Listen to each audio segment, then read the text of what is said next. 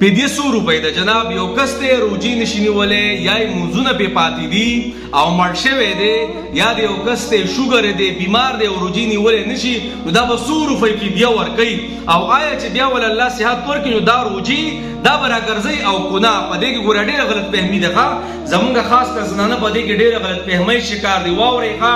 د ټولو نه مخکې فدیه موجوده دور کې د 2024 300 روپۍ ده ښه 300 روپۍ لږ یې راتلی شي خو بهتره دا ده چې د یوې روجي فدیه دا 300 روپۍ یو کس ورکړي. دغه شان د ورځې 6 مونځونه دي ویتر پکې ځان نه مونځ دی ښه نو د ورځې 6 مونځونه دي نو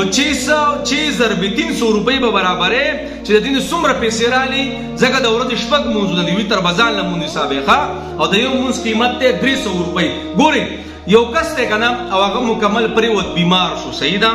یا داسې شوګر ورته ولګي جناب چې د هغه د جوړېدو اړو چانس نشته او روجي اړو نیولی نشي ټول عمر روجي نشي نیولی یا ګردې پیل شي وغیره او ډاکټرانو ورته وي جناب چې بس دی د دې بیمارۍ نه اړو روغېدی نشي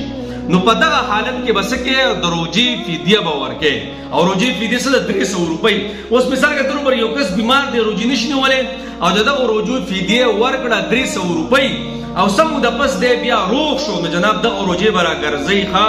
فدیه هم ورکړه او روجې به هم راغرځوي او که نه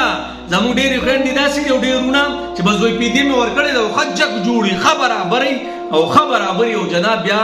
روجې نه نیسي نو جناب دا روجې به بیا نیسي. دویم دا خبره جنابو دا فدیه به چاله ورکې چې په چا زکات کېږي بس هغې دا فدیه ورکولی شي ورور له ورکولی شي خور له ورکولی شي تره له مامي له چاچي له په دې خاندان کې څومره غریبانان دي دې له هم ورکولی شي ګاونډیانو له هم ورکولی شي صحیح شو. جناب یو کس ته مړ شو او د 2 میاشتو او د 3 میاشتو مونځونه پې پاتې دي نو د ورځې به 6 مونځونه حسابې نو 6 ضربې 300 6 ضربې 300 دا به حسابې چې څومره پیسې رالې دغه پیسې به غریبانانو کې تقسیمې ښه. خو جنابو د روجې فدیه په هغه ټایم کې دا کم ټایم کې چې یو کس مکمل وغورځېږي او د سره نشي نیولی نو بیا به فدیه ورکړي ښه او یو کس ته فدیه ورکړه او صحت لله ورکو نو بیا به دغه روجې څه کوي راګرځوي او جناب 300 روپۍ دي ښه موجوده 2024 د روجې او د مونځونو چې کوم فدیه ده هغه 300 روپۍ ده.